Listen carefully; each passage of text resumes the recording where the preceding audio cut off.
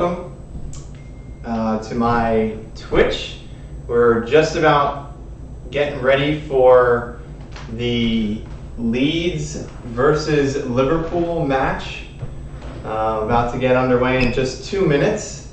If you'll just bear with me, I am going to check my sound and whatnot.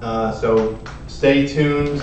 The teams are on the field, about ready for their to take their training tops off, and kickoff is right around the corner.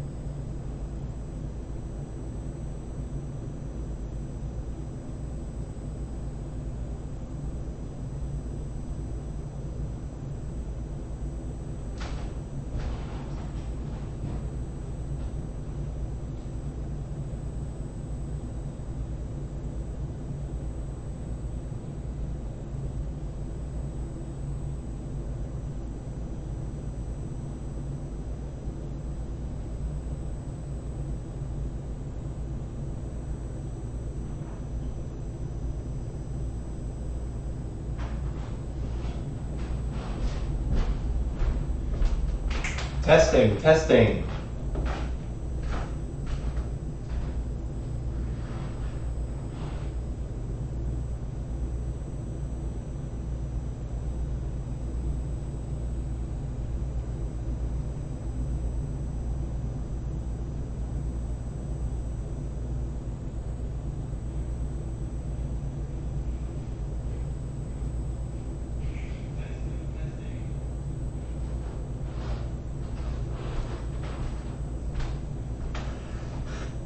All right, we are about underway.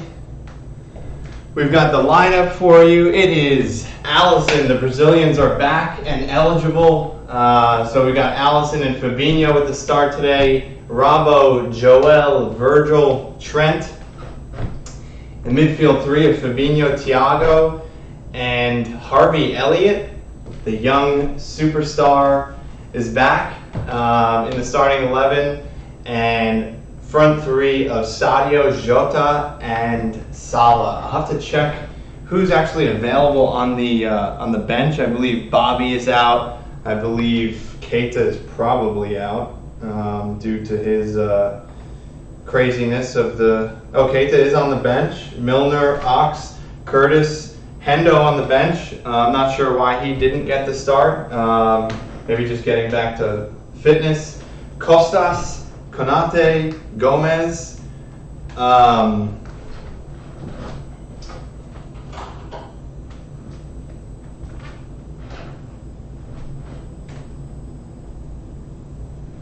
we're about to get underway. And I'm just going to start the timer here. The players are taking the knee, and we are underway.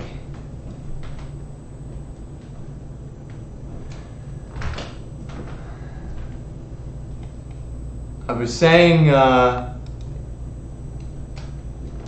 in the pre-match that as a Liverpool fan, I am actually one of the rare times where I'm more comfortable playing a team away than home at Anfield. Just the way that Leeds, being a very frenetic and dangerous team, I think that playing them at home actually suits us better. Allows us to counter a bit, and anyway, yeah, we'll see how it pans out. Anyway, if you're new to the stream, my name is Scott. I live in Monmouth County, New Jersey, which is where I am streaming from. And hold on while I fix this clock. What is happening here?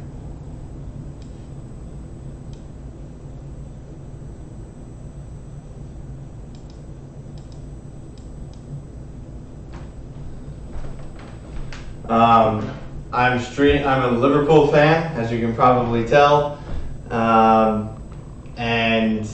I do these watch-alongs to provide my own commentary, as I find it preferable to the NBC commentary, which I feel gets worse and worse as time goes on. But anyway, whoever you are, wherever you're tuning in from, please do let me know who you are, who you support, and any comments that you have during the game. We got Joel Matip drifting forward and actually loses the ball. Leeds regroup across their back line.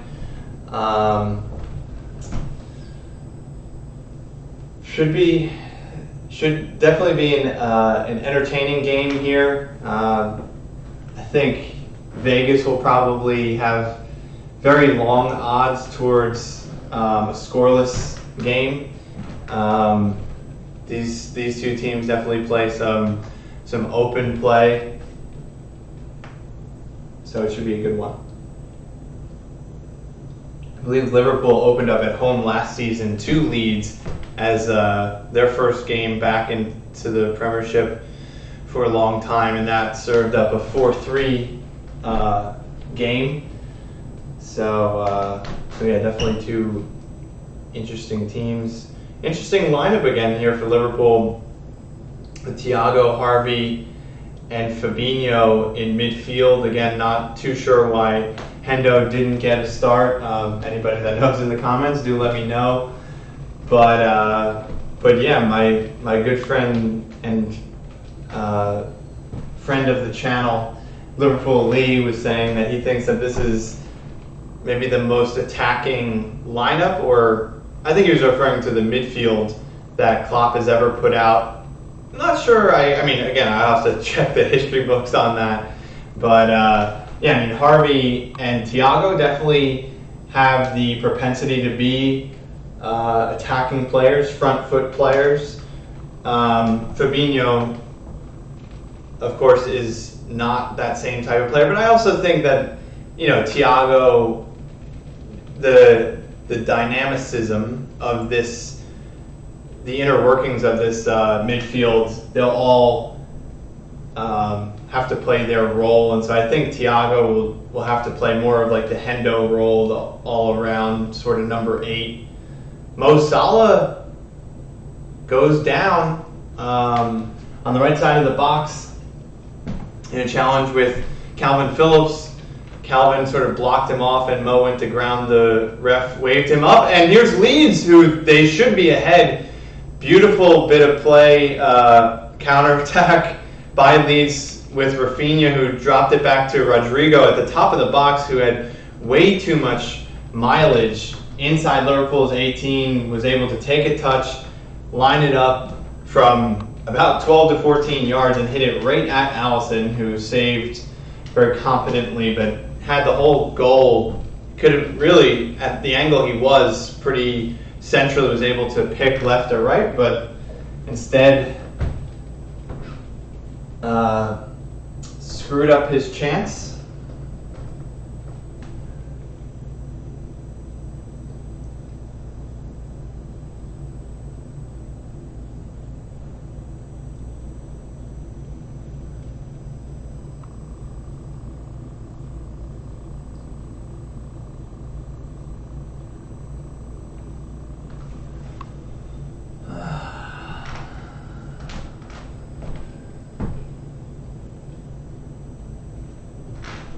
Good to see Andy Robbo back from his injury. I did read up that he had a little bit of a niggling injury from the international break, but good to see that he is all well and good to start.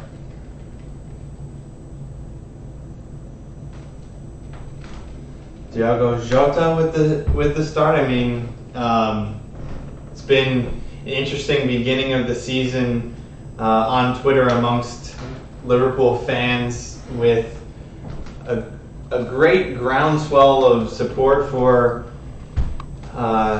Jota to take Firmino's starting position.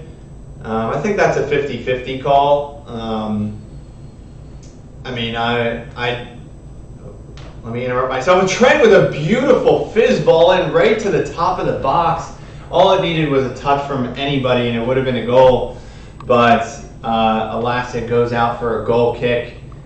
Really nice ball by Trent as he won the ball about 40 yards from goal on the chest, takes 2 touches and fizzes it in right in between the Leeds defenders. Beautiful ball, just screaming out for a touch, but Jota was not able to anticipate enough. It was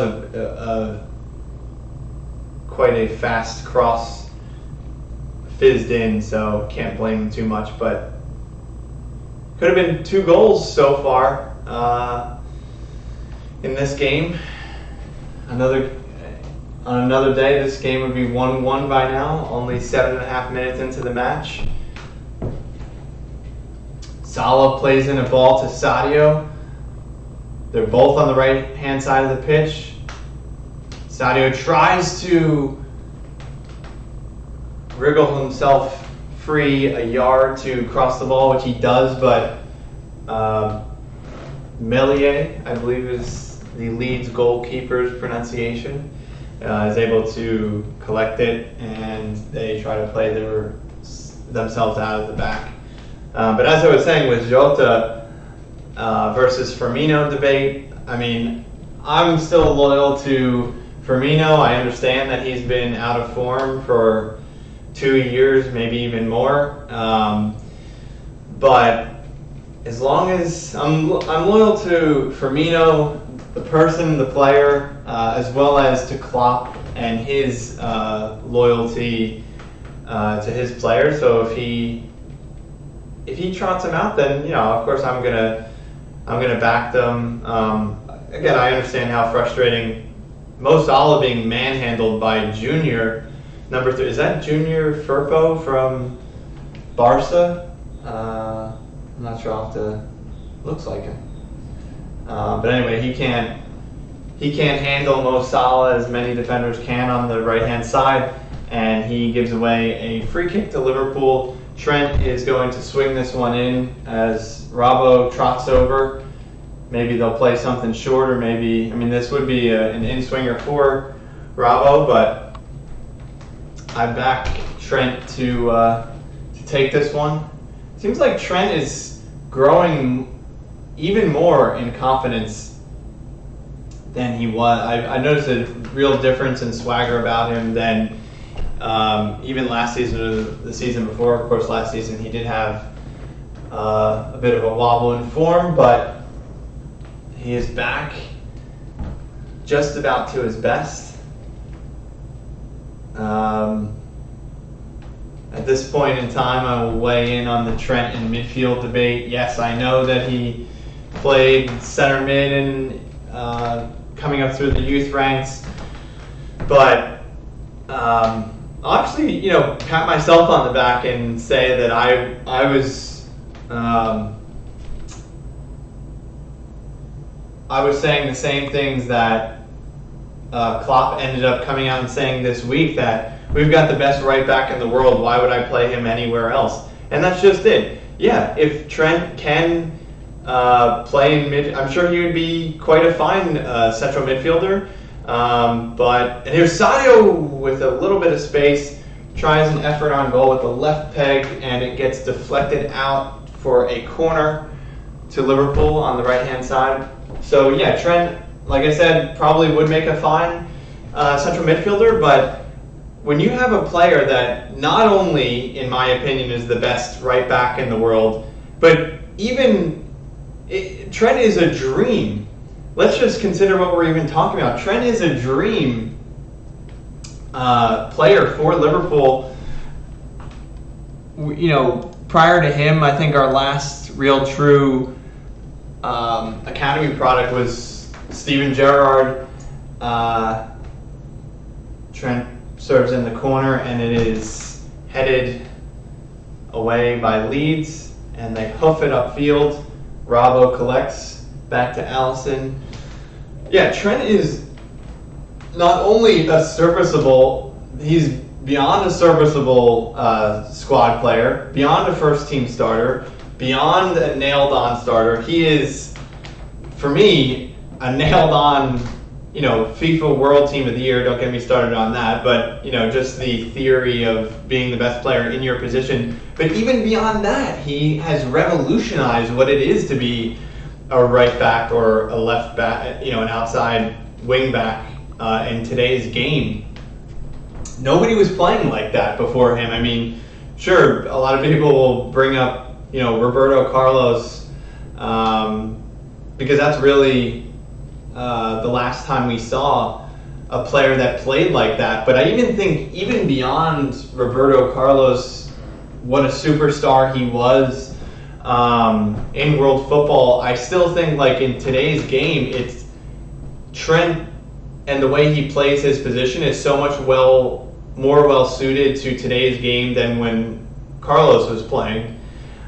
Which is to say, Roberto Carlos and even Marcelo. Okay, there's Marcelo fans that will bring up Dani Alves as well. But when those guys were playing, there was a whole lot of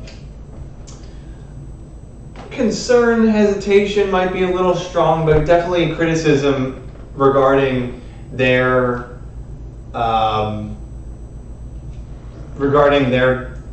not even defensive abilities, but their sort of abdication from defensive responsibility.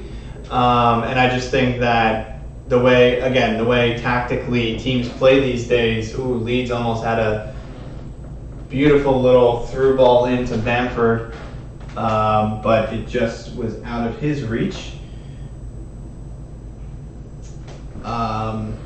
So yeah, again, all that to say that Trent has revolutionized his position, and to me, it just doesn't make any sense. Why would you roll the dice that he might be a good, great, fine, even if he's a world-class midfielder? Well, guess what? Now you need to go replace him at right back, and I just think the way and age that players develop. I mean, he's by no means I'm about to call Trent old or anything like that, but he's, I think, 22 or 23 at this point. I mean, for him to then kind of relearn and maybe reshift his instincts from a right back to a midfielder, again, I think there would be a lot of drifting the way he would play.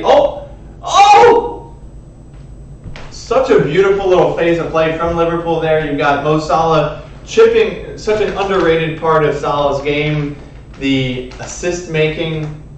He's about 25 yards from goal, central right position, plays a nice little dinked, not too much lift of a ball into Jota, who chests it, and then is off balance and right-footed volley quite centrally to the goalkeeper, who does make a save. And I believe, do we have a corner coming up? Fabinho just got a yellow card. I'm not sure what that was for. I was a late. It wasn't even a late challenge. He had an outstretched challenge, and then it did. He did handball it seemed, but that was unintentional handball. I can't imagine it was for the handball. I think the ref was saying that was a late challenge, but to me that was more of a lunge that just happened to catch the player, and not in a dangerous way. So I think that's a bit of a harsh yellow.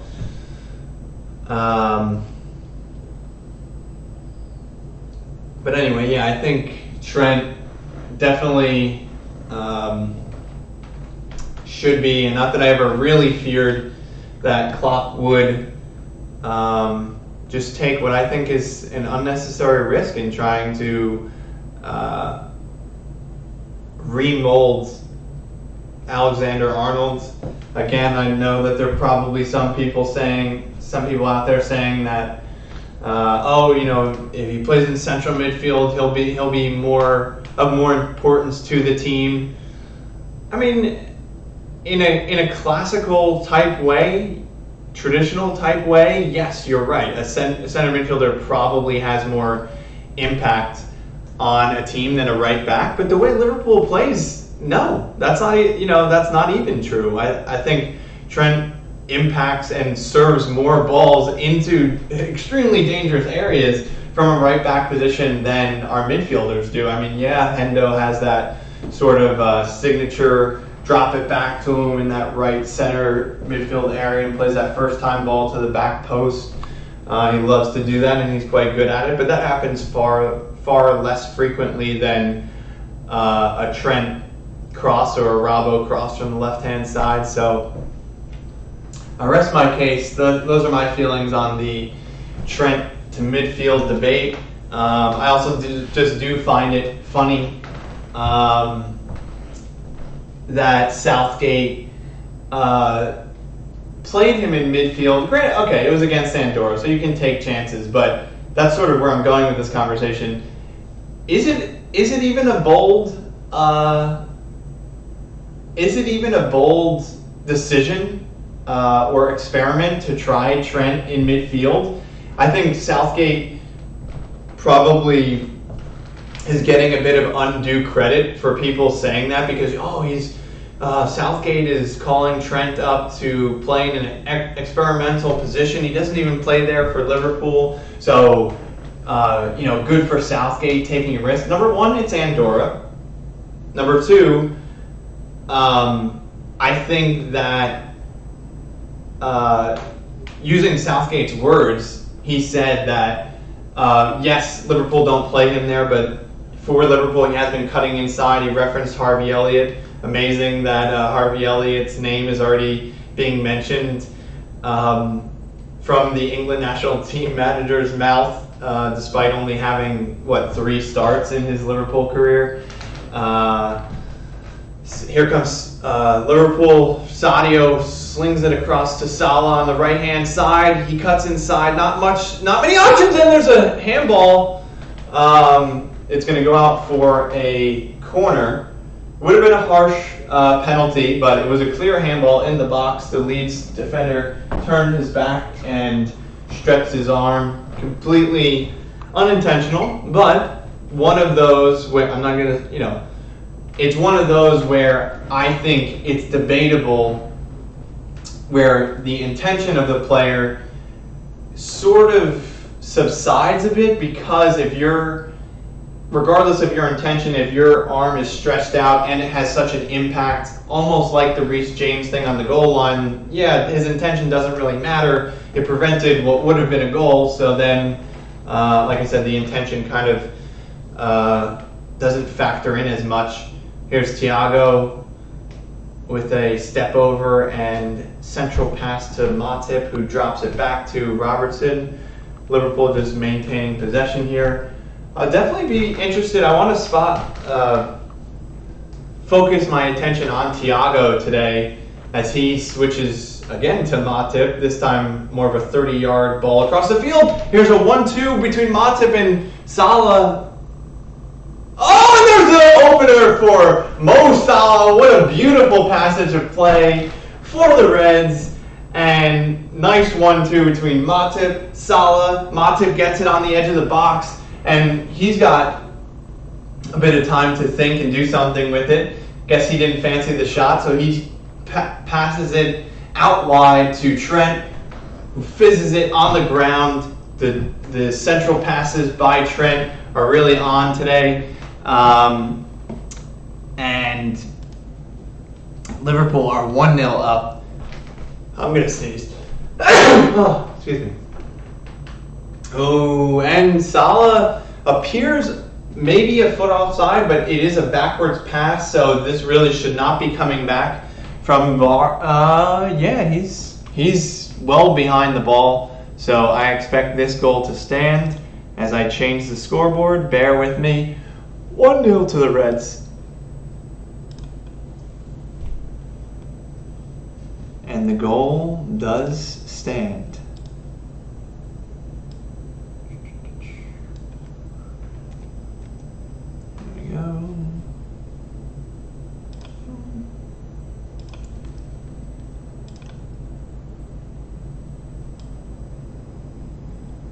One nil Liverpool, tra la la la la. Let's see, can I save over this? Liverpool back on the ball.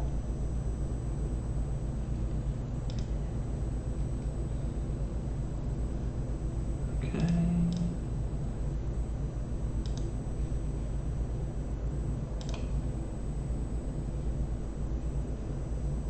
Let's see here. Oh. Please bear with me.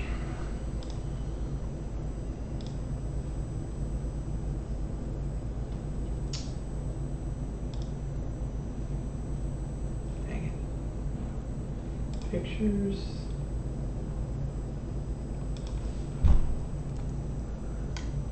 There we go.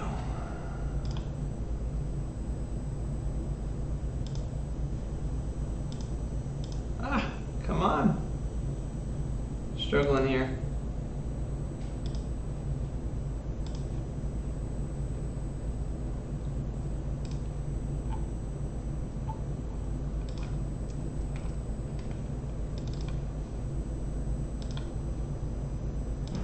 There we go.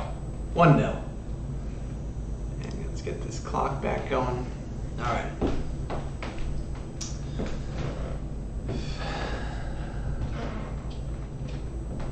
Harvey on the right-hand side as Mo Salah got dispossessed. Harvey picks up possession and just carries on for Liverpool. It's so great to see. I think, you know, Liverpool fans always look for a tactical adjustment each season. People are always curious to see those sort of little tweaks come to Liverpool, whether they're legit or not. But yeah, I mean, this season.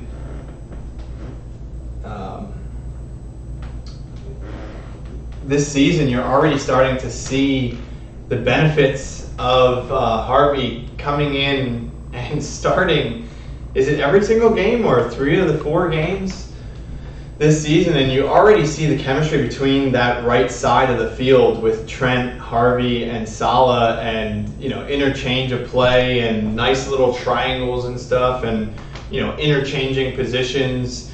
Harvey sliding out to the right where needed, or Trent drifting middle, or maintaining their normal positions, and it's been great. Oh, and a beautiful cross by Salah, and it's a headed goal for Thiago. They're not celebrating, so it's going to be taken back by the assistant referee, and rightly so. Trent is just a step offside, a little bit of lazy, not getting back, but a beautiful cross to the back post, and Thiago meets it with the forehead, darted, headed finish, but it doesn't stand.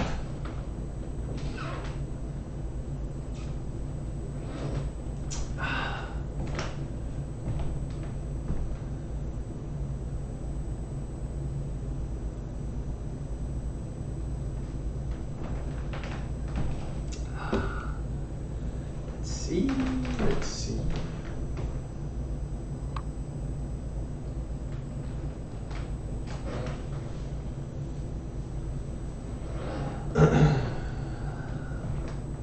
Oh, and Liverpool almost with their second goal of the game. Jota finds some space down the right-hand side of the field, centers it back. That right-sided low cross. Liverpool really finding a lot of success down that right side of the pitch, and Jota fires it across to the center of the goal, and pretty much no defender or goalie to be seen, and Sadio just can't get over it. He hits it over from 5 yards and no goalkeeper, which sounds worse than it is. Again, he could have just bundled it in, but it is one of those difficult ones where he's off balance and not to control his body, and Thiago has a side-footed rip blocked from the top of the 18. Really nice activity going on for Liverpool. Pass centrally to Salah from the left-hand side, and Harvey Elliott almost opens his account for Liverpool, and a second chance for Harvey, and it is blocked by Melier. Leeds really with their backs up against the wall here, and Liverpool threatening.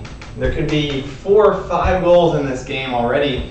Harvey had a beautifully dropped central ball to him, hits it first time really solidly, good contact, hits the chest and or arm of the Leeds defender. They did just show a replay of that. I think that would have been really harsh for a penalty, even if it did even hit his arm. And then he got the rebound himself, dribbled out to the right hand to Owen. That should have been a goal for Virgil. He was wide open, 8 yards in the center of the pitch. It was one of those where the ball's coming in and there's nobody around him, and you just wonder, where's the marking and how does that sort of window open up? But he kind of didn't orient himself the best, and another corner for Liverpool. Trent fizzes it in, gets headed out by Leeds, and Liverpool reload.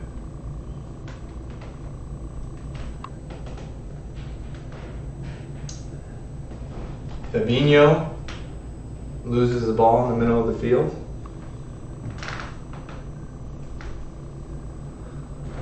All right.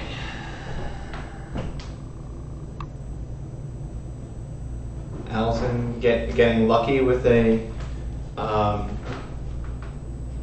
ball that gets worked back to him, tries to find a player centrally, kind of goes past him, looks like it's going to find a Leeds player, but he got lucky that it kind of skirted through and did end up finding a Liverpool player.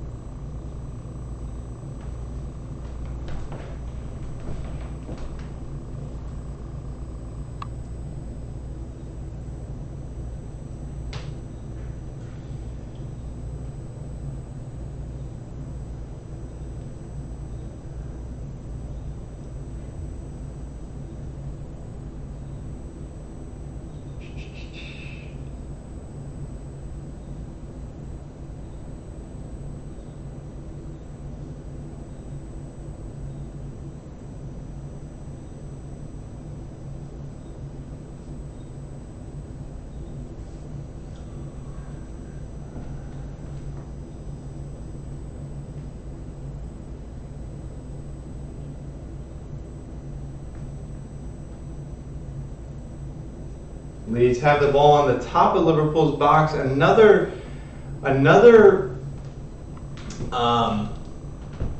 pretty intriguing little opening of a chance, the semblance of a chance for Leeds, but that's kind of the way it's went for them today, that you have little snapshots where it looks like something is going to happen, looks like they have a bit of space, and it's just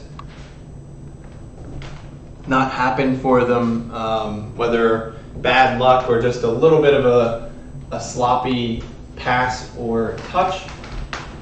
And lucky for Liverpool, they are able to sweep up.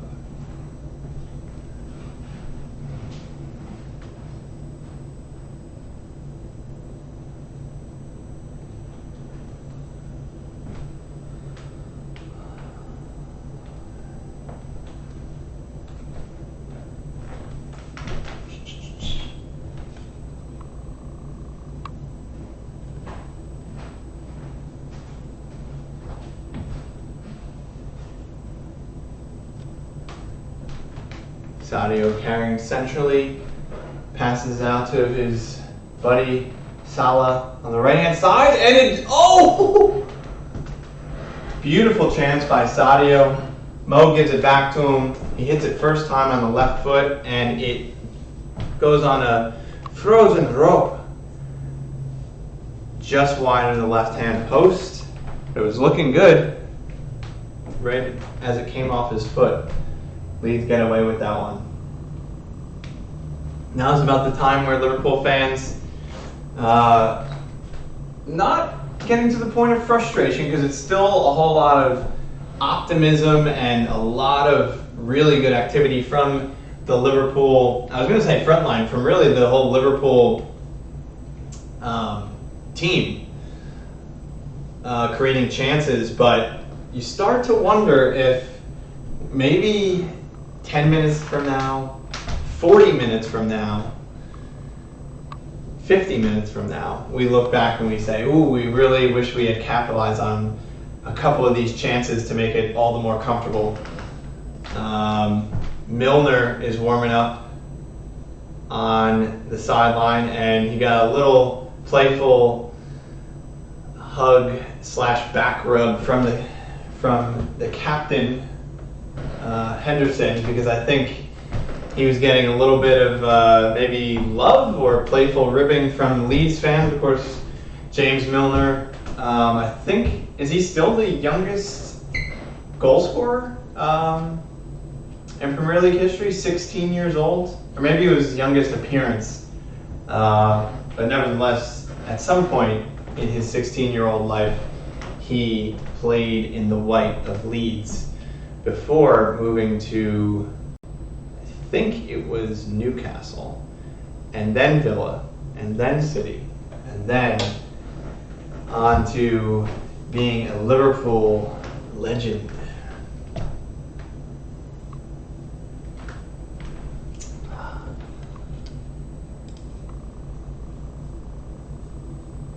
Just gonna mute myself for 1 second.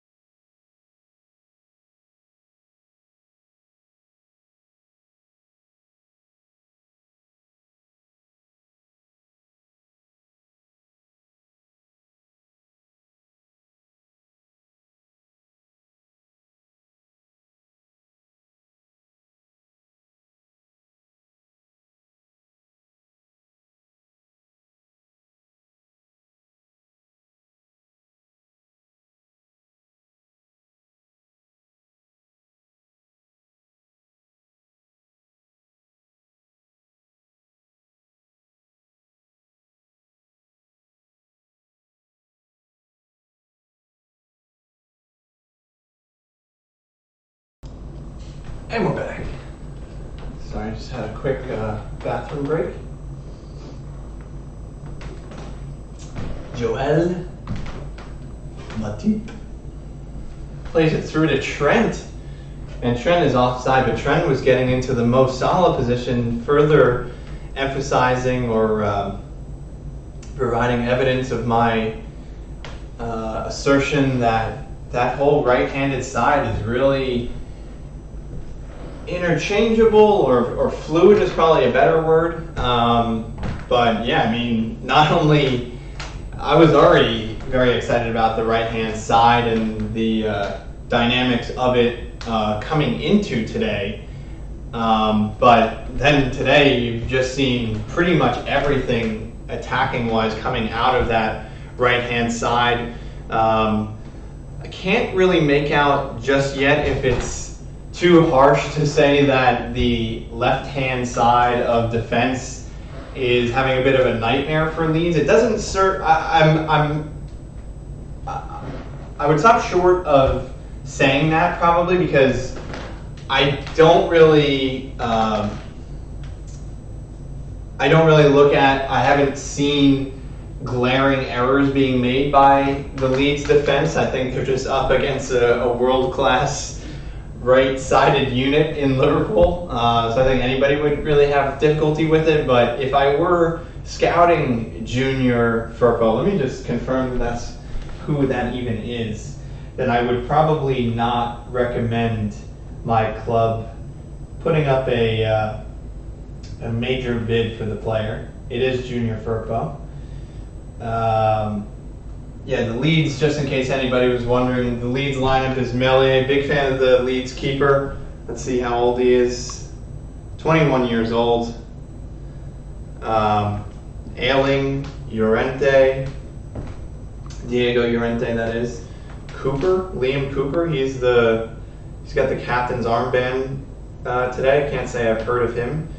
Firpo. Oh, also I should mention Diego Llorente is the one that went off with the injury. Pascal Struijk, Dutch center back, coming on for him.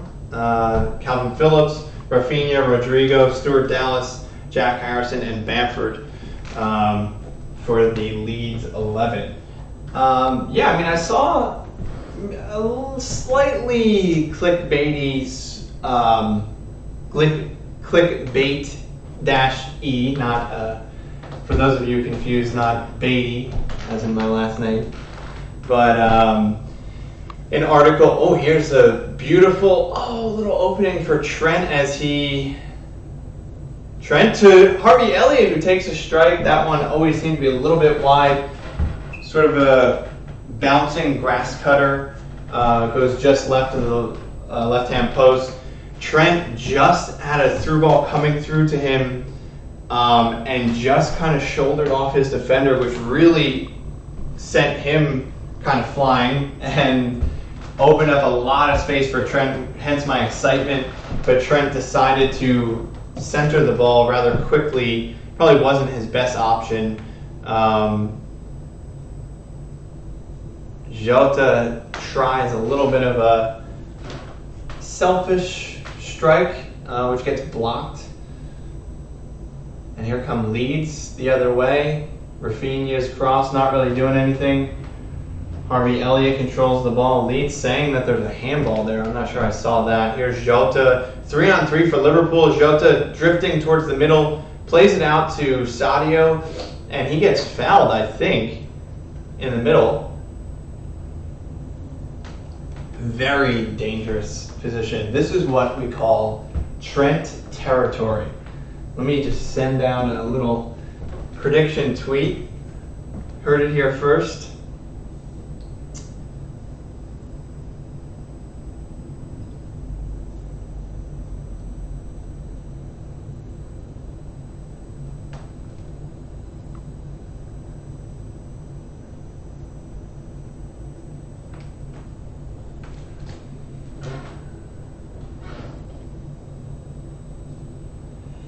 Yep, so as I was saying, again, a little bit of a clickbaity article that I saw yesterday. I think pretty interesting nonetheless of who's the one Leeds player that you would take in the Liverpool team, who is a player that would add something. And I believe the author of the article went for Jack Harrison.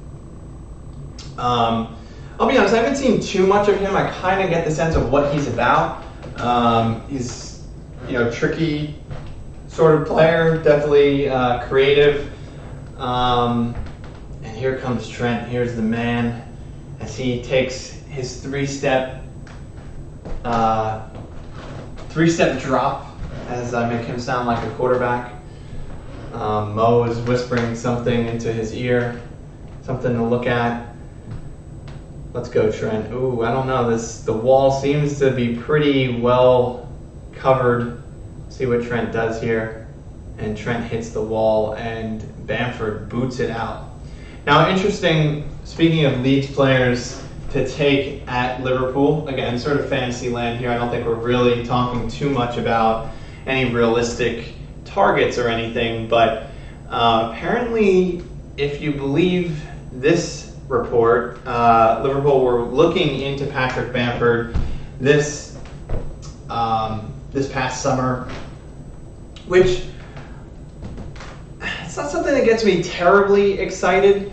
I do think that there is some sense to that. Of course, you know, the monitoring, if you will, sort of subsided when Bamford wasn't too interested in leaving Leeds, which I think you can understand. He does seem to be quite a loyal guy, as well as he's the man up top. And I think he's probably pretty attached to the project that they've got going there at Leeds. Of course, this is only their second season in the Premier League.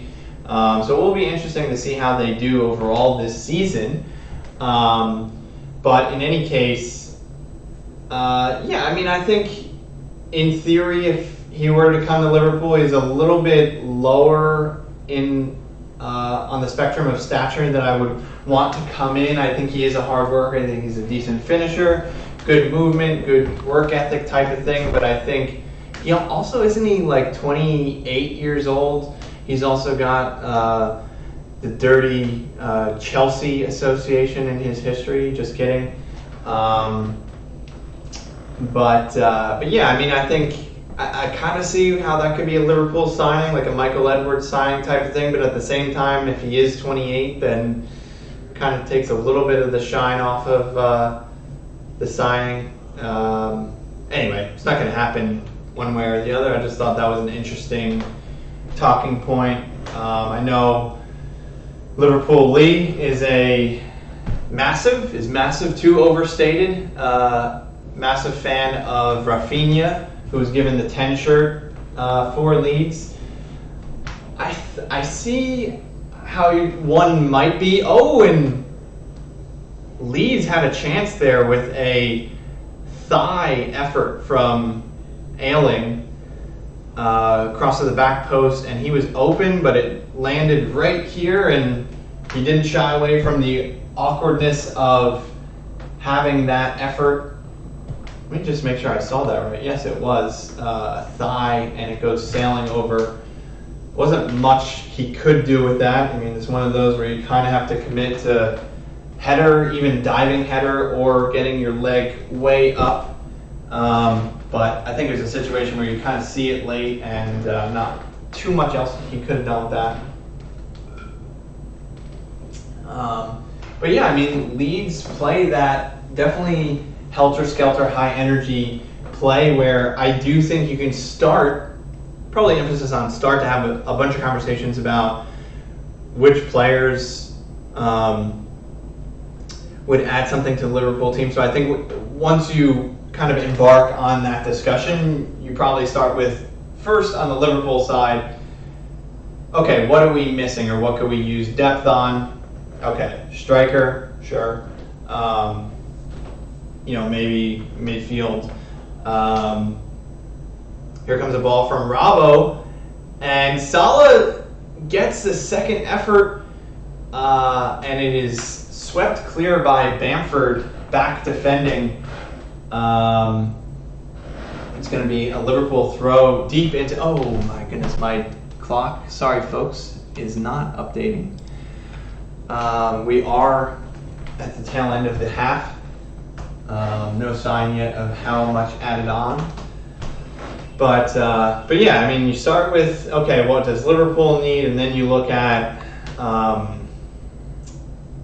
the fit and or ability of the prospective player. There's 2 minutes of time added on at the end of the half.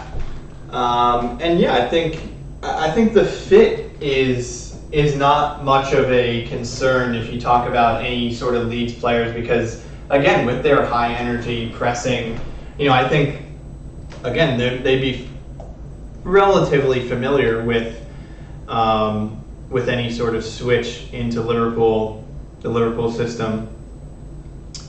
Then you think about ability. Okay, you know, some of the players maybe would fit in, others wouldn't. Some slightly below the required ability. And then fourthly, and I would say lastly, is would the player come? You know, I don't know if any Leeds players would start for Liverpool, so then you'd consider, okay, well, sure, great. I think Stuart Dallas or Calvin Phillips or, you know, Jack Harrison would be a good Liverpool signing. Well, okay, are they interested in coming? That would be the last sort of consideration. So I don't see any Leeds to Liverpool transfers in the near future, but yeah, it's certainly an entertaining first half. And we've got 30 seconds left here.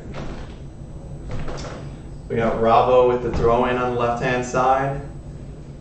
No one really opening themselves up too much. Jota tries to chest, and that's going to be it for the first half. We've got Melier with the ball, and 3 seconds left. And we're going to take a short halftime break and see you in about 15 minutes. Stay tuned.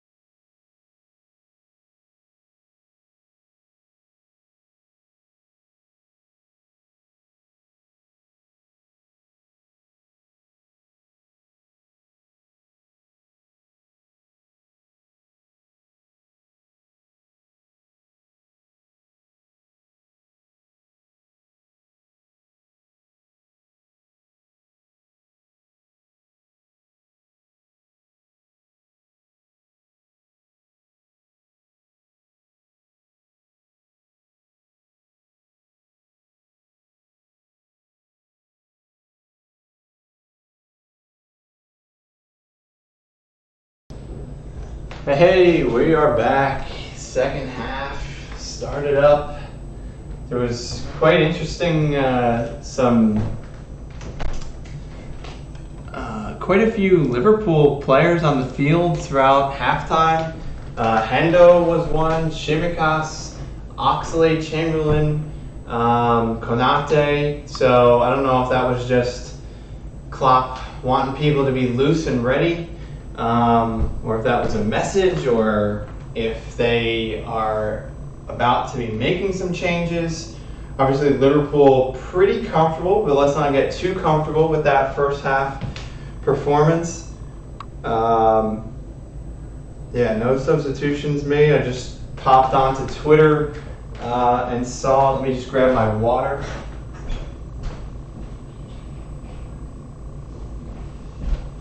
Quite pleased. I think you have to be as a Liverpool fan with that first half. Mo Salah getting manhandled again for the first time in the second half by Junior again. Not even in a dangerous position, actually still in Liverpool's own half over on the right hand side. Trent over the ball and he swings it across to Virgil, has acres of space, reorienting the point of attack, not really, plays it back to Matip, back to Alisson, first time left-footed ball out to Trent, and we're backing ourselves into our own territory here.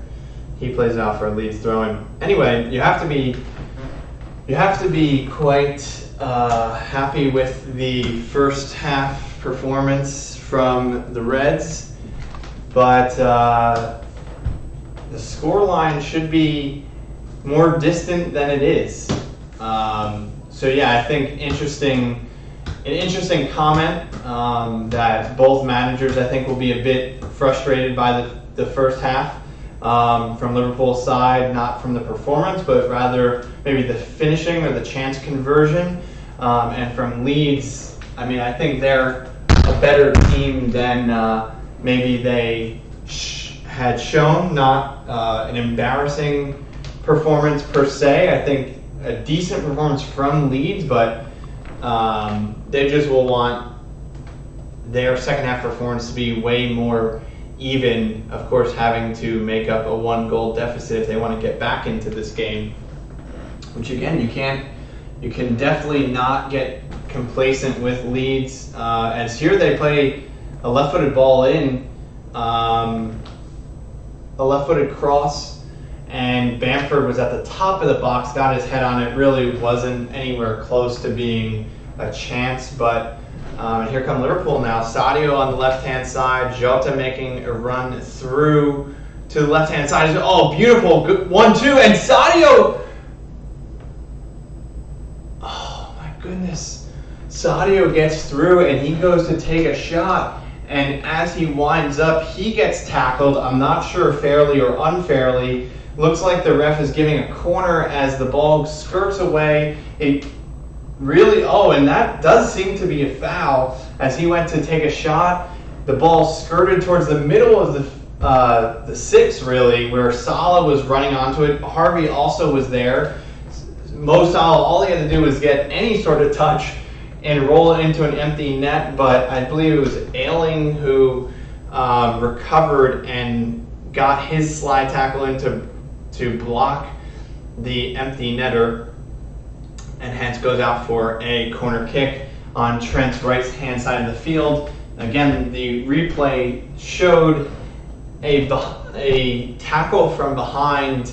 I'm guessing the referee is relying on his memory to say that he got the ball. Would have been interesting to take more of a look at that. And Virgil gets a goal for Liverpool, and it's Fabinho.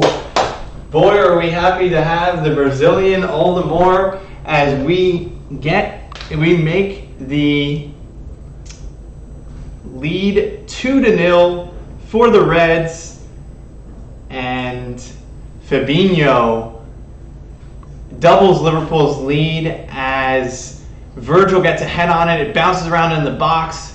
Bamford can't get it clear. It's just bouncing around very invitingly for Fabinho, who just bangs it into the back of the net. No one's stopping that one. And the defensive midfielder puts himself for a rare appearance onto the score sheet.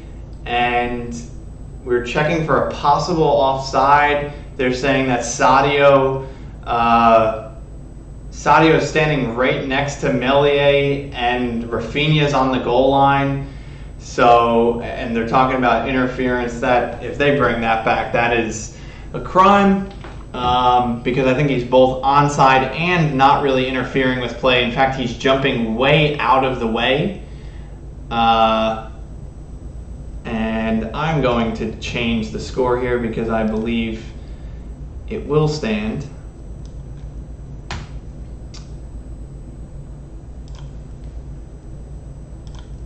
And this is if we're utilizing common sense, this is a slam dunk. And the goal does stand. It is 2-0 for the Reds. Here we are. Let's see here. 2-0. Beautiful.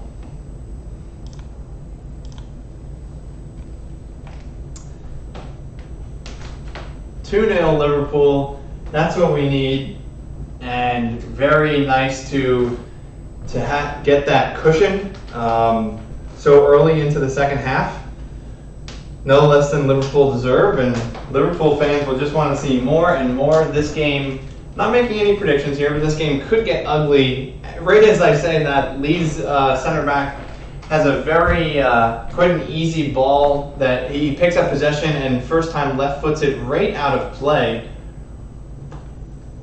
No real pressure on him, or nor was his intended target marked in any real sort of way. So an unforced error, as Leeds will have to compose themselves here. I was going to say this game could, emphasis on could, get ugly if Liverpool maintain this level of pressure, but yeah, you gotta love it.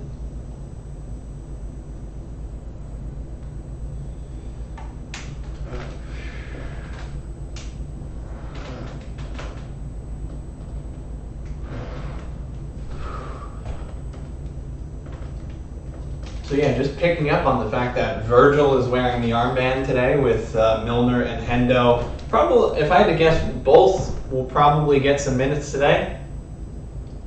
Hendo, of course, being the club captain, I imagine he will,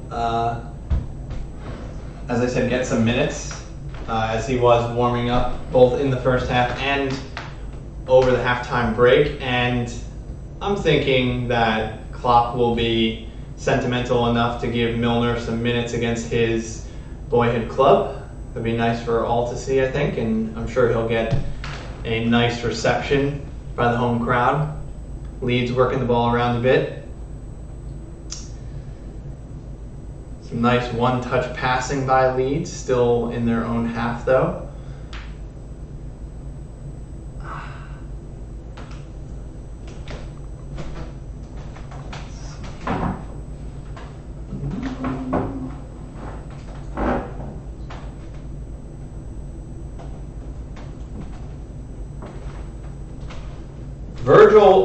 Virgil has to clear the ball. He was a bit off balance, and his clearance kind of loops up and somewhat on a not a silver platter but a bronze platter for Leeds. Looked quite dangerous as it was about 6 yards from goal. I'm guessing Twitter, as they love to jump on any minor or very rarely major mistake by any sort of mistake that Virgil makes, Twitter loves to make note of. I think out of context that would probably look somewhat bad, but alas, it doesn't amount to anything. No harm done. Liverpool fans, do let me know. Do let me know what changes you would like to see. I think by that I am referencing maybe just players that you'd love to give a run out, as well as maybe any starters that you would like to give some rest. Again, maybe some might find that to be a bit premature, as Leeds has an effort, not really anywhere near goal. So yeah, would you, it is the 55th minute, would you pull a Sadio off or a Jota off to give them a bit of rest? I believe, yes, Milan in the Champions League, that's a tasty fixture, is coming up on Wednesday, I think. So would you rest any players? Here we go. Apparently powered by Oracle Cloud, Liverpool have a 95% win probability, a 4% draw probability, and 1% loss to Leeds. That would be quite a wild turn of events. But anyway, yeah, let me know who you think should come on, if anyone. What's happening?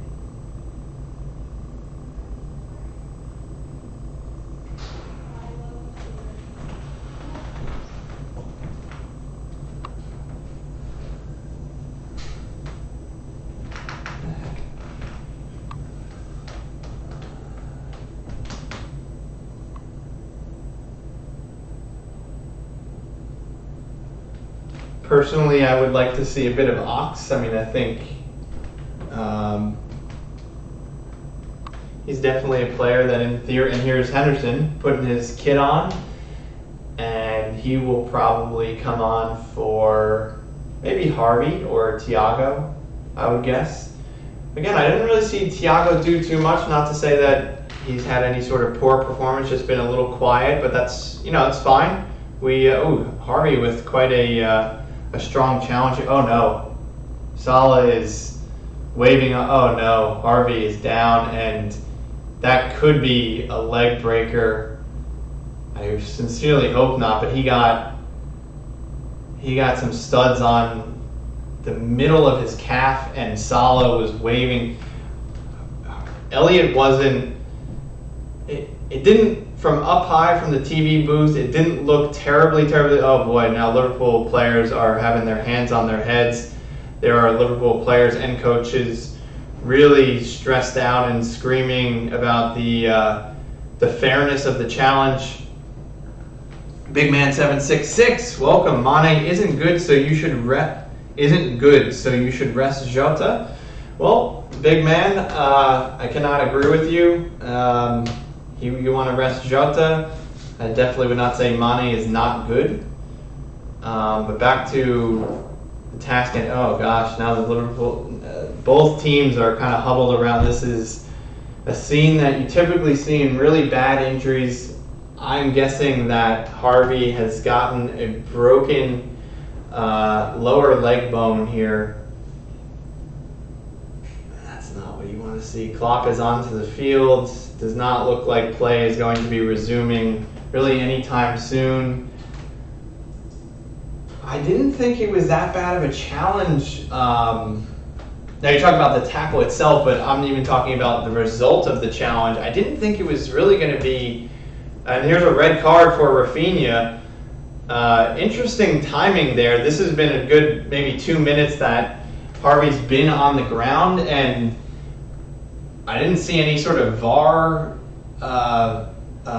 graphic on the screen, nor did I see the ref going over, but really curious decision to award the red card, again, 2 minutes after the challenge has happened. I'm not agreeing or disagreeing with the decision, but typically you don't, I'm sorry, it was not Rafinha, it was Struijk, probably not pronouncing that properly, but the Dutch center back for Leeds, who came on as a substitute for Llorente in the first half. Klopp is definitely very has a very concerned look on his face. Not really losing his cool, but definitely concerned as he talks to the refereeing team. And yeah, the youngster definitely seems like he's going to be out for a long spell. But yeah, initially, I wish they would show. Maybe they're not showing the replay because they know it's an ugly one. But from up above, from the initial live angle that you got, it just looked like a late challenge. And I guess that just goes to show the planted leg is always a dangerous proposition when a challenge comes in and the player's foot is rooted to the floor. You got Virgil coming over and talking to Struijk, and he gives him a pat on the back. I mean, yeah, really, Liverpool fans, of course, can be miffed with the end result of Elliott being injured, but there really wasn't too much of intent there. Klopp is really almost getting Italian with his hands in front of his mouth and really remonstrating with the fourth official. I mean, to be honest, I'm not even critiquing Klopp here, but Klopp, I understand you being angry, but the ref has done the harshest penalty that you can come up with, which is a red card. So I don't, what more is there to discuss? You can discuss all you want, but there's anything more that can be changed. Of course, you want to protect the safety of your players, but that is really, really frustrating. Really sad to see the young budding superstar go off, and he's clapping a bit, and he's getting some love and some the fans are clapping him off. The Leeds, is it the Leeds medical staff that's carrying him off? I would have thought that the stretcher would have been manned by Liverpool medical staff, it being a Liverpool player. But anyway, well, here comes Henderson. Now I wonder if he was going to be coming on for Harvey all along, or of course Harvey needed a substitute, so it's the obvious choice. It just would have been pretty unfortunate that had a ball just gone out of play 30 seconds beforehand, then Harvey would be without. He would have gone off nice and healthy. But anyway, the game goes on. That's a tough one to take. Definitely a different note to the game. I mean, Klopp was very distraught with the challenge and the refereeing, but he did give a good chest pound to kind of refocus the group, and he definitely wants to see the same intensity from Liverpool to finish out this game, and not try to minimize the distraction as much as possible. Robertson gets to the byline, and there was a floated ball over the top to him that he had to both get to the byline to save it from going out, but it was one of those where he had to half volley, first time hit it, save it, and oftentimes that's a difficult one, off balance. Virgil with a beautiful clearance as Bamford was on rushing, and he just got the left foot in there to stop the cross from further entering Liverpool box.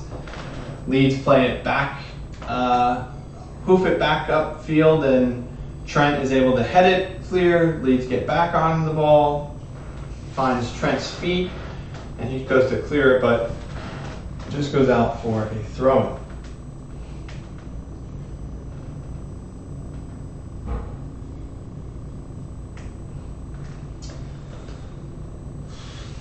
So our thoughts are definitely with the young Liverpool midfielder Harvey. Hopefully it's not as bad as feared, but I think anybody holding that hope is probably in vain, because I feel like you typically don't, with a muscle injury, you can tend to, it can be a little in a gray area where sometimes it's worse than it first appears, or vice versa. But when you have the stretcher on the field, and this really seems to be a bone break type of situation, typically it is pretty straightforward. But of course, everybody will be wishing Harvey a speedy recovery. Daniel James gets readied on the Leeds bench. Forgot that he was loaned there by Man United. Speaking of Man United, it's taken 66 minutes to get there, but of course Cristiano is back on the British shores, and he had 2 goals yesterday.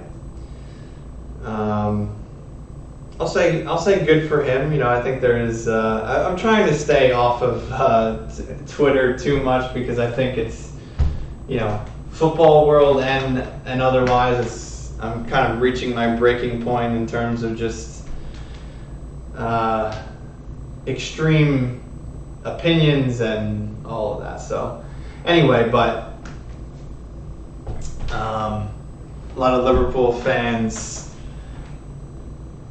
welcoming Cristiano back and saying, oh, he truly. I mean, you have to admit, he is between him and Messi, maybe the greatest of all time. And I myself like to see it. I think him and Lukaku coming back, I think it adds to drama. Am I fearful of them? I don't want to say like headline, Beaty's beat is not fearful of Lukaku and Ronaldo. I think they're both great players, but as I think Klopp would say, we are Liverpool and we're going to play our game, and you have to play everybody twice. And so yes, there'll be tough games when we play United and Chelsea and City, but I think you don't need to overplay it, you don't need to underplay it. I think having him back is super exciting, and yeah, I think of course you're going to get, I didn't even listen to 606 or anything, but of course I'm sure that it's very trendy to discuss United's title contender prospects. With Ole at the wheel, I think for me, it's always been, he doesn't cut it as a Premier League title-winning manager, so I still do not think that United will win the league. But obviously they've won the offseason. They have signed Cristiano, they've signed Sancho and Varane. That's all very exciting for the United fans, but good for them. I'm not, I still think Liverpool will be up there. I think it's between Liverpool and City. I think Chelsea and United are great teams, and I think they'll be better than last year, but I still think I think people sometimes understate what it takes to win a Premier League and have the mentality. And dangerous cross in by Leeds, and Alisson was coming for it. A little awkward one where Fabinho sort of heads it clear, and there's still 2 Leeds players behind him, but Liverpool are able to avoid a terribly tricky situation. Big Man 766. Let me know where you are tuning in from and who you support. But he thinks that Harvey will probably be out 3 months. Your guess is as good as mine. It's kind of tough to guess at this point, because obviously no scans will have taken place. But we'll see. Chelsea have great squad depth, Big Man 766 says. Yes, I agree with you.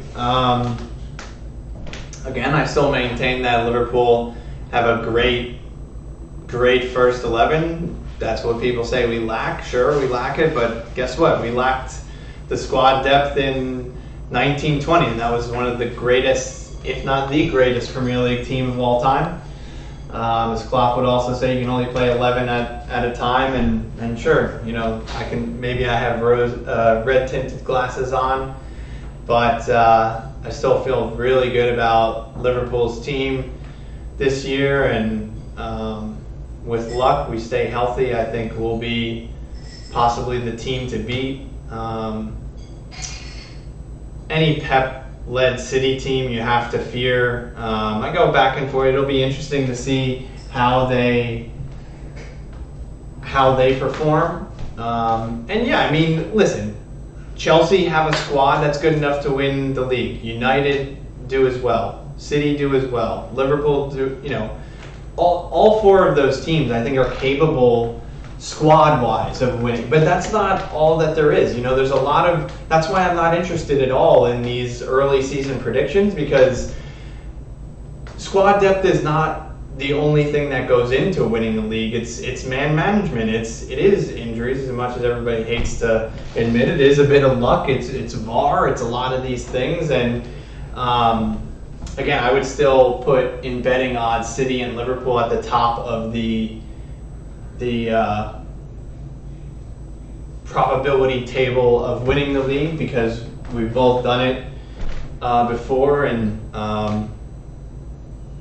yeah, I do think Tuchel is a great manager, but you'll just have to see how this team comes together. I mean, I think again also that there's a lot of rounding up that happens with signings. It gets people very excited. There's rounding down that happens too with Liverpool when we don't make signings, and we still have an excellent team. We added, again, I know the last season didn't go our way, but we added Diogo Jota and Thiago to a title-winning team, and then we had 47 injuries and COVID and yada yada. I don't want to rehash all of that, but I think you have to acknowledge that people can count Klopp out at their peril. Oh, and Trent has a beautiful little passage of play on the right-hand side, cuts in on his left-hand foot, and maybe his left foot is left a little wanting there as he tried to pick out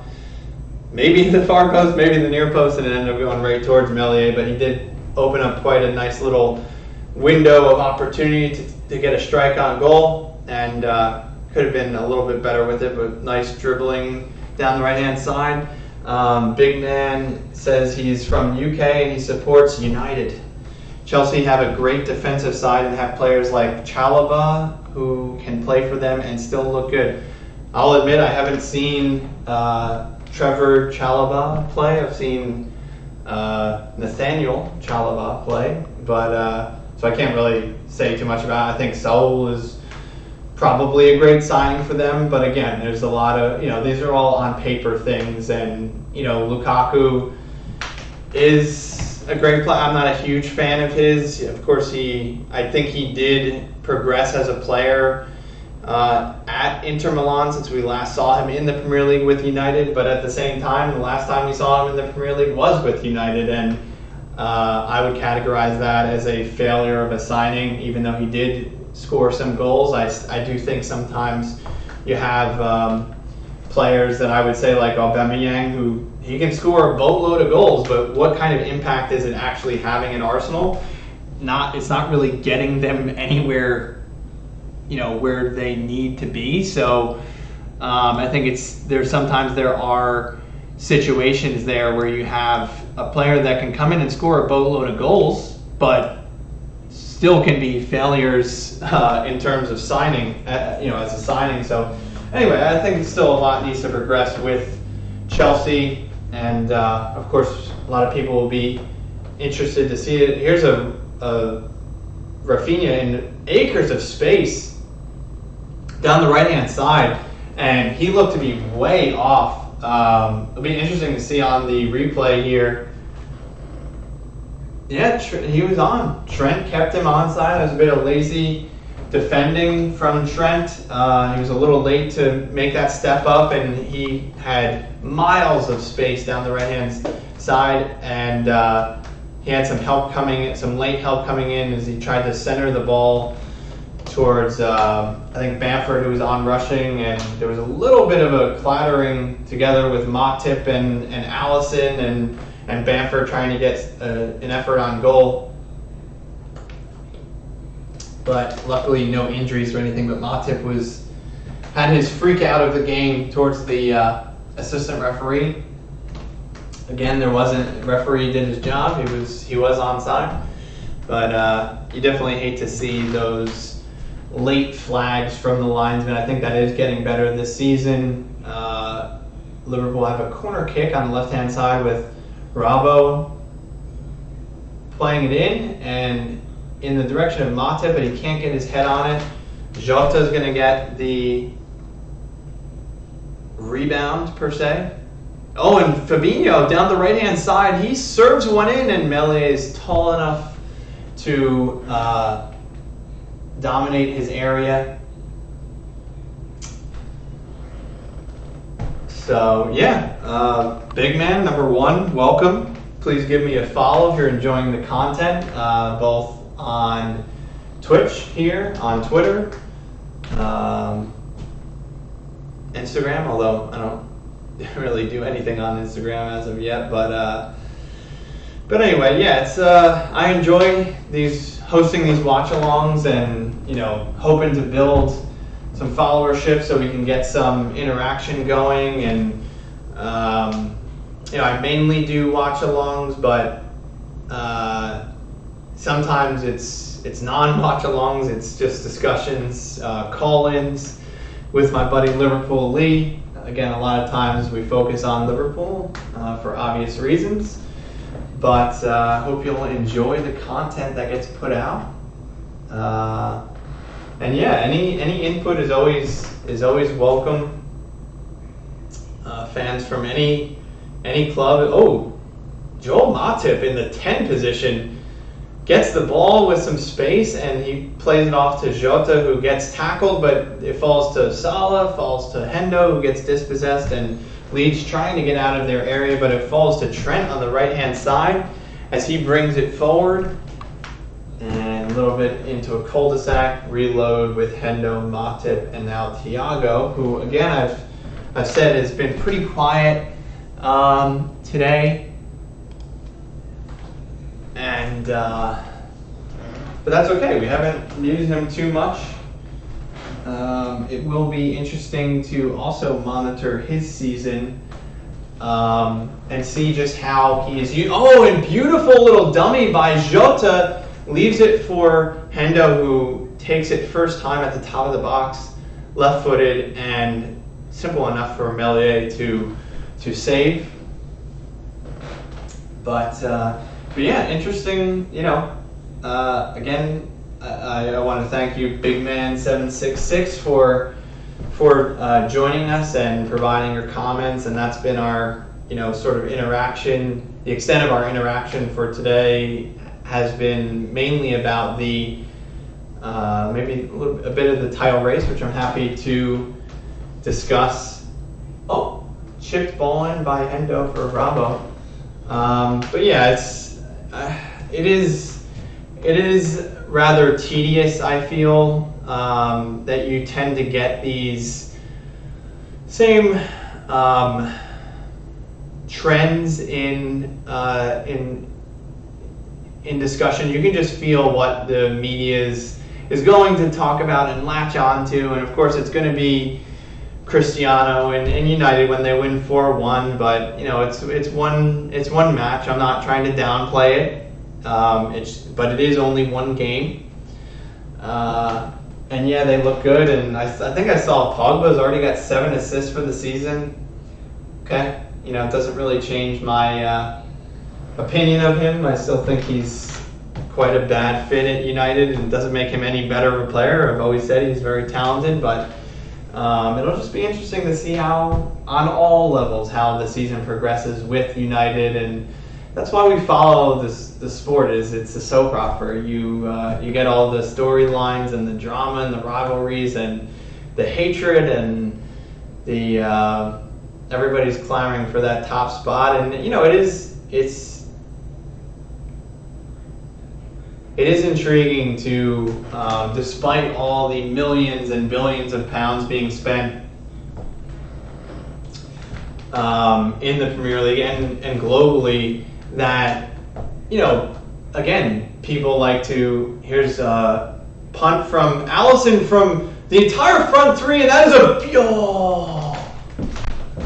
almost a beautiful goal for Mane, including Alisson forward to Salah, who just dinks off a beautiful little dropped header for Jota as acres of space, plays it through the right ball into Mane, who just has ailing, and then the keeper to beat has a beautiful Cruyff turn to play it in on his left-hand side, turn to the defender, left-handed shot, it's blocked, and big man 766. I guess I have to answer this question right here and now. Do you still think Mane is good? Yes, I do. Again, I think it's easy to say that he's slowed down and he did have a rough season, but I back him to bounce back this season, and maybe he won't hit the heights that he has in the 2019-2020 season, where a lot of people are saying he's the best in the world. Oh, and okay, there's an offside as Mane had a chance again on the top of the sixth. But yes, I do think that, I'm not throwing the baby out with the bathwater. There's a lot of people that want to get rid of Firmino and Mane.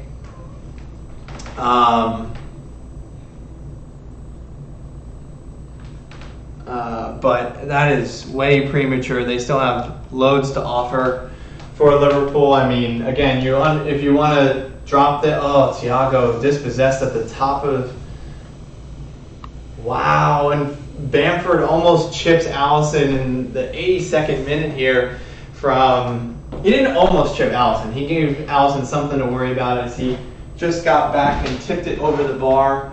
Thiago really poorly dispossessed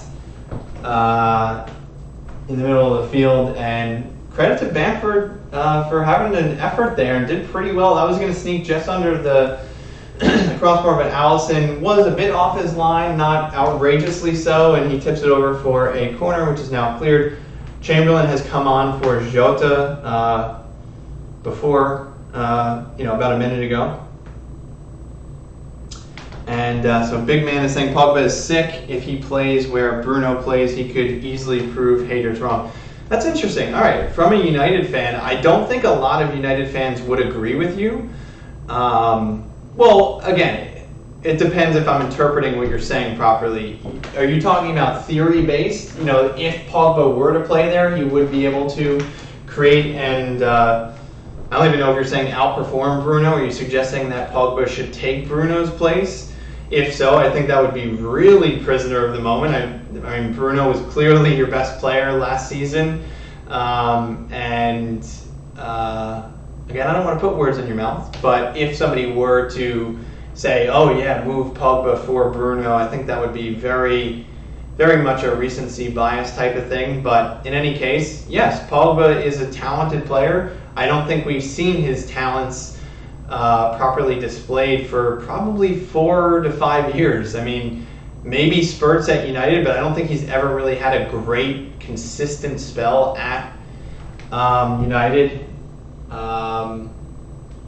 So, yeah, it's not really much for me to worry about.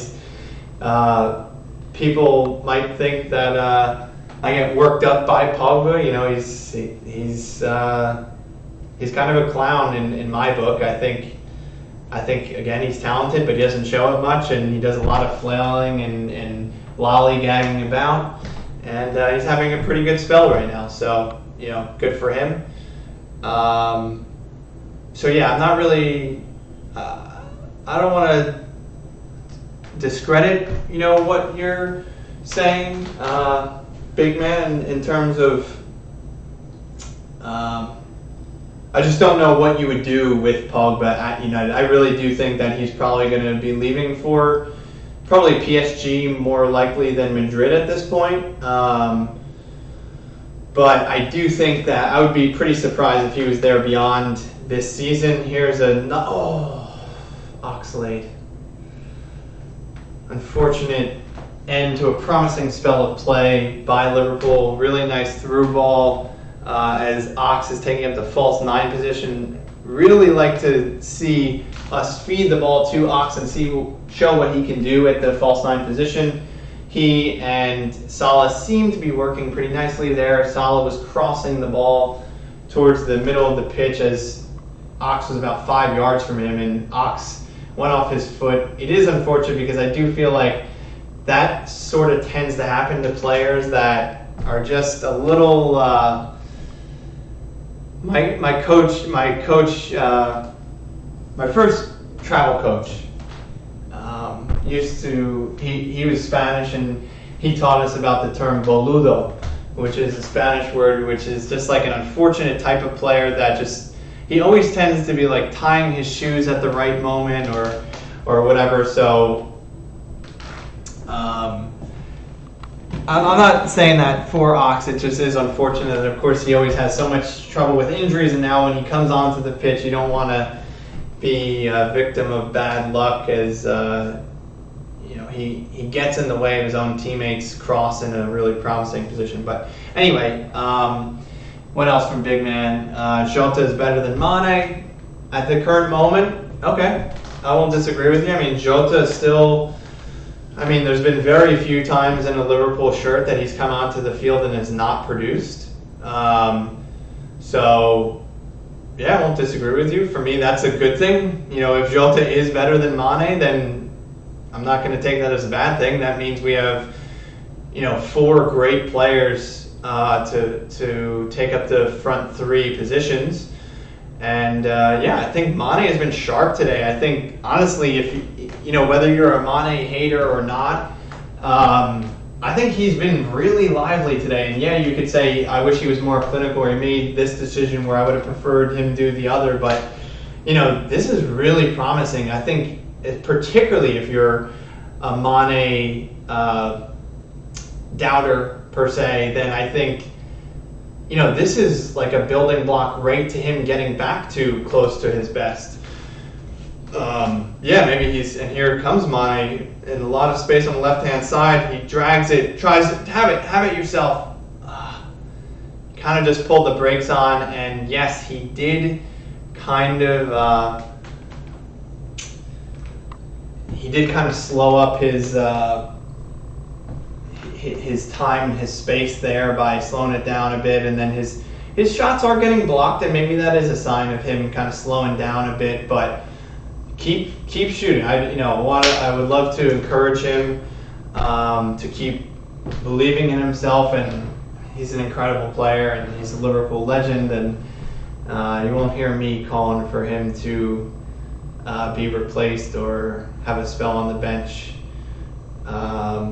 anytime soon. So back to the Bruno topic. Big Man saying Bruno wastes possession a lot in the attacking mid position, plays as high as a striker, which leaves gaps in midfield. Yeah, but I mean, I think you have to. I'm not, as you might guess, I'm not the biggest Bruno fan. Well, I don't even want to put it that way, because I think he is a terrific player. Liverpool obviously was linked for him for a while. I'm glad that we didn't sign him, because I do think that for the reasons that you kind of stated, you need artistic license to play the way he plays. And listen, United has made no mistakes in signing him, and he's been extremely productive for them. It is interesting. I wonder if a lot of United fans agree with you in that maybe he's in the more recent, that being this season, that he's somewhat wasteful, or even if that dates back to last season. I don't remember a lot of people saying that. And yes, he's going to shoot the ball quite often. Yes, he's going to not sit deep. I mean, in a footballing world where the number 10 position really is a thing of the past, and maybe it's coming back. if you want to be complimentary towards him, you might even say that in much the same way that I was saying in the first half, that Trent has reinvented or carved out his own role as an attacking right back and revolutionized the position. I think revolutionize is too strong of a word for as Ox just gets manhandled off the ball by Calvin Phillips, fairly so, no foul given, but he went bundling to the turf, a bit embarrassingly so. Not in a diving way, in more of a manhandled way, but yeah, I think you have to give credit to Bruno for reinvigorating, is the word I would use, to the attacking mid position, because the attacking mid position really doesn't exist so much anymore. Ozil was really like the last free attacking midfielder role that we've seen, and maybe in an unfortunate coincidence type of way that he was on the tail end of his career at Arsenal, but I do think that there were elements of why that position doesn't really work. The 4-2-3-1 was very different from the 4-3-3, even though it's just that attacking midfielder positional difference. Doesn't seem like much, but you're talking about players' personality and just positional sense and instinct makes a huge difference. And so anyway, yeah, I think it'll be interesting to see if... Oh, and here's Thiago, who centers it for Mane, who fires it home 3-0, and there we go.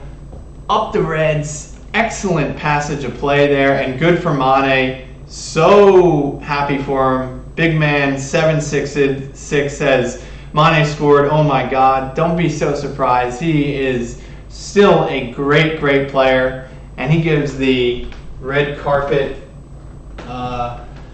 celebration as an homage to the injured Brazilian, and he kisses the ground. Beautiful passage of play. Salah gets it deep on the right side, plays it through to Hendo. He crosses it far post to Thiago. Cool as you like, brings it down, one touch into Mane, who turns in the box, and on the swivel, hits it. I mean, he was 7 yards from goal, so you have to back him to score from there. Excellent, excellent work by the Liverpool team, and we are 3 minutes into stoppage time, of which there will be 8, if not more, due to the Elliott injury, as I'm going to just change the score very quickly. But yeah, it'll be interesting, again, just to finish up on that Bruno topic of how United will adapt to really their new squad. I mean, obviously Ronaldo, being 36 years old, is probably going to have his limitations, and he will probably play centrally. I was bringing up the point yesterday to a couple of my buddies about the Rashford side of things, and a United friend of mine is he's in the worry not category about Rashford in terms of he'll be back in the team. I think he's just coming back from fitness. I'm not sure what injury or whatever, but I was bringing up the point that you can be quite sympathetic towards Rashford, because I think that he's been a streaky player in his career. He's been a great player. I think as a fan, as just a general football fan, I think that his stock was probably highest about 3 years ago. You always have the potential extrapolation conversation about players, and so I think when you're 20 or 21 years old, you kind of tend to hope and you be optimistic about players and ironing out their raw ability and their mistakes, and they'll learn and stuff. But again, that's also another rounding up sort of thing. Like, everybody always gets so excited and I'm not even talking about names here, but you get so excited about a young player and you extrapolate out, oh my God, and he's this good now. But that's also on this day against this team. I mean, you can say Harvey Elliott, again, has been so great, and he has been so incredibly great. But you then just remember that, okay, he's going to play against West Ham, on a rainy night and not be so great, and you can forget about that, and that's fine. I mean, be my guest to delve into what works and what doesn't on your own basis, but people are so quick to have recency bias and be prisoner of the moment sort of thing, where anyway, I'm trying to come up with an example, like Adama Traore. He could do absolutely no wrong as of 2 seasons ago, and people were saying, oh, you can't even sell him for 80 million pounds. I mean, people were saying he almost would be a player of the season 2 seasons ago, and he wasn't even like a nailed-on starter. I mean, such was his impact and, utilizing his speed and whatnot, and he was a terribly dangerous player, but he wasn't even starting for Wolves. And so anyway, back then you would say he's an 80 million pound player. Now, he almost got sold for 40 million pounds this offseason. And so anyway, back to Rashford. I just have some sympathy for him that I don't know if you can't say he's going to be a nailed-on central striker, which is where I think he wants to play. And just in his up and down sort of United career, there's been streakiness up and down in terms of performance. He always seems to have a little bit of an injury each season. And yeah, I think as of 3 years ago, I think you could have said, yeah, I would believe he'd be, a world beater type of player. Oh, Keita has come onto the field, not sure for whom. As we enter the final minute of play, I believe. So anyway, I'll just be keeping tabs on Rashford, and if he isn't starting 30 plus games this season, I think he can be understandably miffed at United not putting him at the forefront of things. I mean, he's a local boy. They gave him the 10 shirt. They gave him a whole lot of love, and now, of course, when you sign Ronaldo, he's going to be the star boy and or the star old geezer, whatever you want to call him. But if I would be Rashford, I would just be like, hey, don't forget about me. I need to be the first name on the team sheet, and of course they signed Sancho, and you got Bruno and Ronaldo, who I think everybody would consider undroppable, because they have been so great, or in the case of Sancho, such a star signing. Of course, you're going to expect him to start. And there goes the final whistle, as a Liverpool fan, I'm talking about United, and Klopp gives a pretty sullen fist bump to the Leeds coaches. As the final whistle goes, he will be very upset about losing his young midfielder, Harvey Elliott, but a great performance from Liverpool. Love to see it, and that'll put Liverpool up, tied for first. Of course, goal difference is going to be a huge factor so early on, but excellent performance by the Reds, as I believe we host Milan on Wednesday. That'll be a doozy.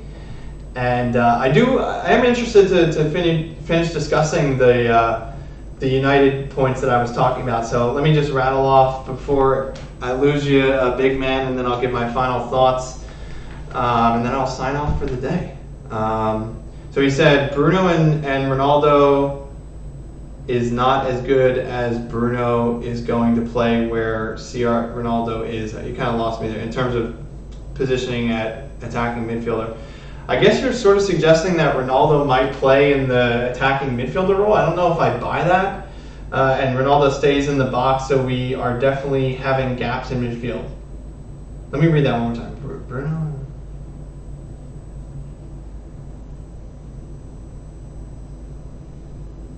Yeah, not sure where because Yeah, I don't. You kind of lost me. Ronaldo stays in the box, but we're definitely having gaps. Rashford's best games have been off the bench, where he can use his pace on tired legs. Example, hat-trick in the Champions League. Rashford starts every game when Ole is in charge. Yeah, I mean, it'll be interesting. I mean, obviously there's only been one game of Ronaldo's return.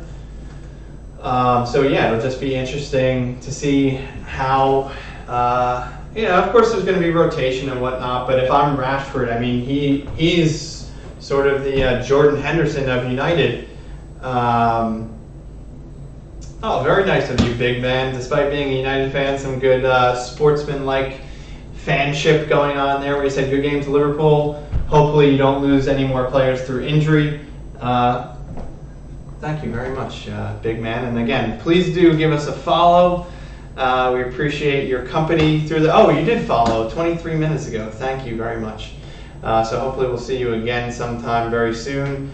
And yeah, I'm going to sign off there. Liverpool with the third win out of 4 games in the Premier League.